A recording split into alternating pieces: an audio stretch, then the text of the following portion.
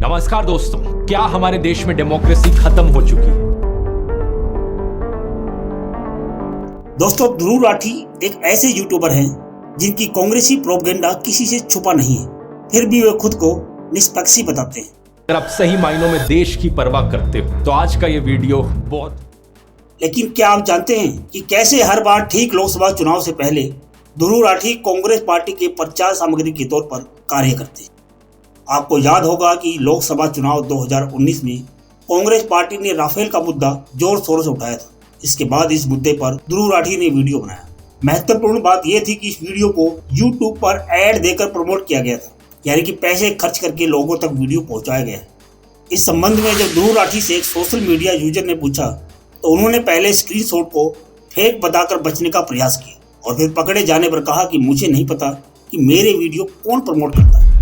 इसके बाद भी प्रोपेगेंडा का असर नहीं हुआ तो ठीक लोकसभा के दौरान राफेल पर नया वीडियो लाया गया। 11 अप्रैल 2019 से लोकसभा चुनाव शुरू हो गए थे और 14 अप्रैल 2019 को ये वीडियो लाया गया।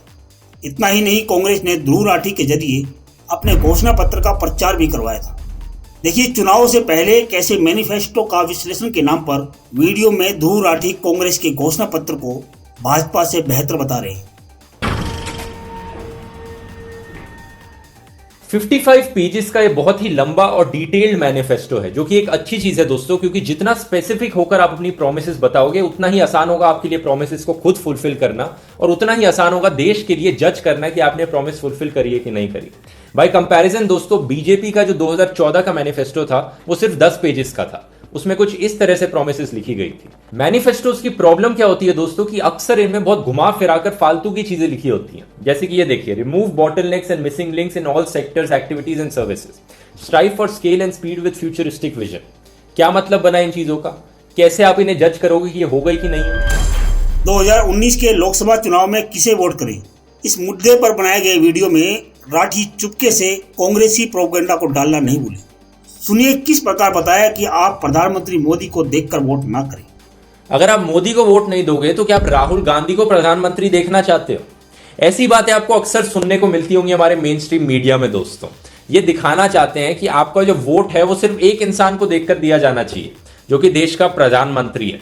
जैसे कि वो देश का प्रधानमंत्री नहीं, देश का राजा बनने जा रहा। जब सारे अस्त्र व्यर्थ जा रहे थे तो जर्मनी में रहने वाले ध्रुव राठी को भारत बुलाया गया और वाराणसी में ग्राउंड रिपोर्टिंग पर भेजा गया। 19 मई को मतदान होना था और ठीक एक महीने पहले 19 अप्रैल 2019 को राठी काशी कॉरिडोर के मुद्दे पर सोशल मीडिया में ये प्रोपेगेंडा फैला रहे थे।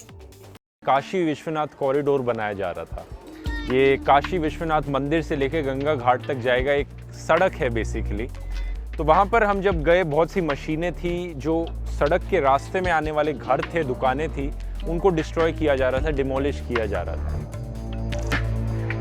बनवाया जाएगा एक बहुत बड़ा प्रोजेक्ट, 600 करोड़ का प्रोजेक्ट है। यहाँ पे एक लंबी सी रोड बनवाई जाएगी जिसकी वजह से आप चारों तरफ तहस नहस होता हुआ देख सकते हैं।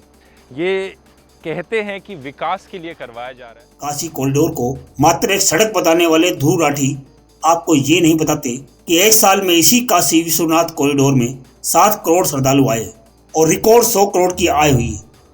मोदी सरकार के आने के बाद से चुनाव के वक्त ध्रुव राठी भारत के लोकतंत्र को यूट्यूब पर खत्म कर चुके हैं, लेकिन असल लोकतंत्र की हत्या इंदिरा गांधी द्वारा लगाए गए आपातकाल के सकारात्मक पक्ष आपने कभी नहीं सुने। ध्रुव राठी बता रहे हैं देश में कुछ पॉजिटिव चेंजेस भी देखने को मिलते हैं।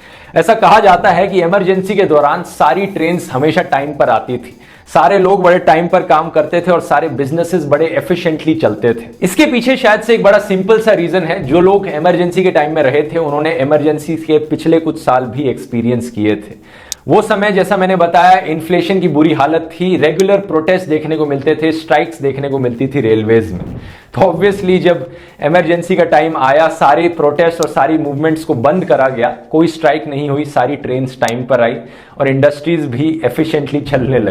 कांग्रेस पार्टी की सत्ता गांधी परिवार के पास ही रहे, ऐसा चाहने वालों के लोकतंत्र पर कई वीडियो आपको आगामी समय में देखने को मिलते रहेंगे। I think Congress should get rid of the Gandhis. I think I agree with Ram Guha की इसके बारे में कई लोग बोलते हैं कि अगर गांधी नहीं होंगे तो कांग्रेस में कोई यूनिटी नहीं रहेगी और सारे पीसेस में बट जाएगी कांग्रेस पार्टी। ऐसा ये काउंटर आर्गुमेंट रहता है इस आर्गुमेंट का। विडंबना ये है कि ये प्रोपेगेंडा वीडियो आपको कांग्रेस या आम आदमी पार्टी के सोशल मीडिया अकाउंट के माध्यम से दिखाए जाएंगे। सोशल मीडिया पर विदेशों में बैठे लोगों का ऐसा वर्चस्व है कि जैसा वो चाहते हैं वो आप देखते हैं। एआई के समय में सोशल मीडिया का ऐसा इस्तेमाल कितना खतरनाक हो सकता है, इसके उदाहरण अमेरिकी चुनाव के दौरान भी देखे गए थे। यही मॉडल अब भारत पर जर्मनी के यूट्यूबर के माध्यम से थोपा जा रहा है। इन वीडियो की खासियत ये होती है कि इनमें इनकी ही बात को सही साबित करने के लिए कोई प्रमाण मौजूद नहीं होते, मगर देखने वाले को लगता है कि ऐसा अगर कोई बहुत ज्यादा रीच वाला व्यक्ति कह रहा है तो ठीक ही कह रहा होगा।